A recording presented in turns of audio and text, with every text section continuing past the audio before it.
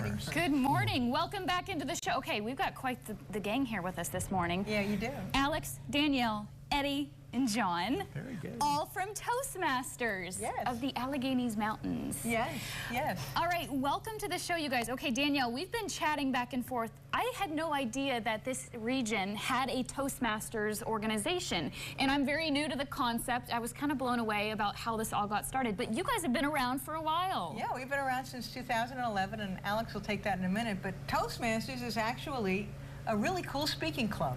Yeah. It was started around in the early 1920s by Dr. Ralph Smedley, who was a teacher, and found that the people in his area, particularly the men, could use some coaching in interpersonal skills, communications, management, and leadership. And so he was talking to these gentlemen, and he didn't want it to be a academic environment. He wanted something less formal. So he said to them, well, why can't we learn how to talk by talking to each other? Mm-hmm. And they loved the idea. So he started working on his Smedley principles. A few years later, 1924, he moves to Santa Barbara, California to work at the YMCA, and in October 22nd, 1924, Toastmasters Club #1 was born. Their members learned how to speak effectively and clearly, and they got confidence. After a while, he found that people learned through what Ralph Smedley called moments of enjoyment, and that enjoyment comes from teaching and learning in a social environment. Our members find gifts and talents within themselves that they didn't even know they had just by talking to each other. There are 352,000 members in Toastmasters across the world, in 141 countries, and we have 16,400 clubs, and we're one of them. That's amazing. And you have about 21 members? We do. For this chapter. We do. And each of you have been involved in some capacity with the organization for a few years. Mm-hmm. Okay, Alex, though, tell me, so you guys, public speaking, I mean, some people statistically would choose death I know. over getting up in front of people and talking. Well, that wasn't me, but I am a charter member, so I've been here the longest. And when I joined not because I thought I needed help in speaking, but because I realized that this community needed a Toastmasters club. I was approached by then President Julie Horner, and she said, look, we just need one more person to charter. Will you help us? And I said, of course. Quickly, though, I learned that I did need help, and I've come so far. Something like this 15 years ago would have scared me. Yeah. But today, I feel much more comfortable in this setting because of Toastmasters. I enjoy it. I serve as the Vice President of Membership for the club, and as that, the reason I do that is because I'm passionate about helping other people.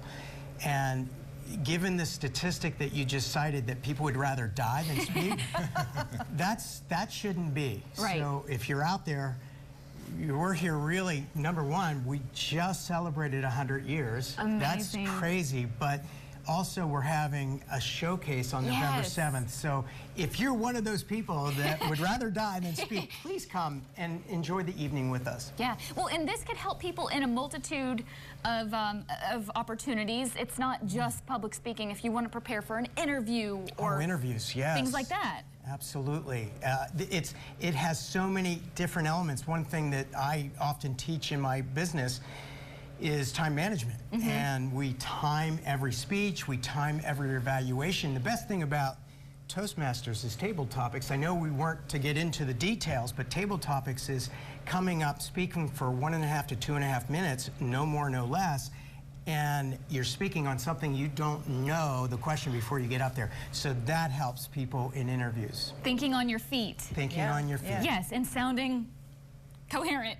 Yeah, you got to get the message across. It is, yes. So, okay, so Eddie, tell me about what you love about the organization. Okay, well, with Toastmasters, I can tell you when I first got into it, I really didn't expect what I was, and I was totally blown away as far as what they had to offer. Yeah. I mainly joined to better my communication skills and see what else they had to offer. And I can't even describe the amount of confidence that you get with the Toastmasters organization. I was started as more of an introvert type of person and afraid to death to talk to people and get in crowds and stuff like that. And then next thing you know, I'm actually out there going and talking with full confidence and big crowds and looking forward to. I started going into couple years back into background acting over in Pittsburgh Film Office. So that was actually a real boost in itself as well. But so it helps you in other areas of your life. Oh yeah. I'm sure you see that, whether that's, I mean, if you're giving a TED Talk on a big scale, right? A big presentation, a toast at a wedding, something like that, right, or even just small talk. Yeah, just better communication all in all. Yeah. It's great and the amount of help that you get back and every time you go over and the meetings are just fun. They're just a blast and you get evaluated when you go and you speak and they do the whole 9 yards from excuse me, the good points and the bad points. So. But it's less pressure because I mean you're all there for the same reason. Right. Yeah. Right? We share our fear. Yes. We do. It's friendly, and when we do evaluations, that's probably the strength of Toastmasters. It's really about what you did well, you know. And by the way, the evaluations really helped me in my business at Manpower, and that is that when I give an evaluation of an employee, I start out with what are you just doing really, really well, and where do I want to challenge you? And that's what a Toastmasters evaluation is all about. And we love making mistakes at Toastmasters because we're in a safe place. Yeah. Any little thing, the little nuances too, the ums, the likes, things like that, you can help people kind of work through. All those things that you get into your head too when you're giving a presentation, because we all have those same feelings, right? Filler words. Yes. And I think the thing that's not apparent here is fun. We have a lot of fun at these meetings. Yeah. We tell jokes, we laugh, we support one another. So it's not just about learning how to do public speaking. It's it's really community. We're high conviviality, and it's just a pleasure. So anybody that's curious, as Alex mentioned, they should come to November 7th, our open house, and they can see for themselves. Yeah. Just take an hour of your time, and see if you like it or not. And you guys meet twice a month. Right. We meet the first and third Thursday of each month, regardless of what's going on. We do look ahead and see if it's like, July 4th or something, and then we'll move it. But we do meet twice a month. We meet at Haas's corporate office and in Duncansville.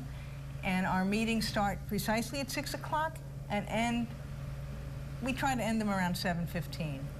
And we stick to that. Okay. We stick to that. Yeah, and you cover a variety of different things, obviously, to help people break out of their shell, conversation starters, Toastmasters actually has a program called Pathways that you work, and these projects help you focus on different aspects of public speaking, of body gestures, of topics. It's applicable everywhere, and it is absolutely worth trying. All you can do is hate it and leave, but but nobody does. They continue. Well, it's like something, why run from this? Right. You could become better at a skill. It's right here. Yeah. It's like, I lived 3 blocks from there, and when I discovered that there was a Toastmasters, I was like, this IT person has to do this. Yeah. Well, I'm sure I there's have to so do many this. benefits that you see in your life, to becoming a better speaker. Not only that, but a better communicator, a better listener. You start to tune into what people are saying, and you try to be present with them instead of trying to think of, oh, what do I look like? Oh, what am I going to say? I don't know this person. I can't remember their name. You just chill, and you know that you have skills in your belt and tool belt that you can pull on, and sometimes the best thing is just not say anything and listen. Yeah. That's a Toastmaster trait as well. That's incredible. Anything else you guys want to mention? No, I would just mention that I'm actually retired, so I go to Toastmasters to stay fresh. So it's not just always work environments. It's just a great environment to meet people and socialize and learn some new things. Keep those skills going. Keep them sharp. And there's no obligation. People come as they can. When I first joined, I could only come once a month. That was enough. You work at your own pace, and you take and give at your own pace. There's no pressure about performance or anything like that. And you can even join for 6 months. Yes. Yep. Yes. Yeah. And the age, it doesn't matter what age you are, from high school to college to a full-blown whatever retiree, as you see. A whole variety. That's right. Yeah. Yeah. I think it's kind of capturing the real world too, that we live in and we interact with too. So really great stuff. And if people want to make their way out, you said November 7th. That's November 7th. We have a Facebook page. Find us on Facebook. There's a QR code that I believe that they'll put up that you can look at, sign up. Yeah, you can register. Yeah. Well, good stuff. We're actually giving away a free membership to one lucky guest, so that's worthwhile. Yeah. Otherwise, what? It's $10 a month. Yeah, it's the best buy for the dollar. Yeah. It's worth an investment. It's worth trying. Exactly. You spend that on coffee. And you spend more than that on coffee. Well, guys, thank you so much. Thank you. Thank you, Thank you. Yeah, really fascinating. I want to join. Yeah, I think I can come use on some out. pointers. Yeah, do it. We're going to get a check-in with our weather forecast with our meteorologist, Caitlin Sheehan. Hey, Caitlin.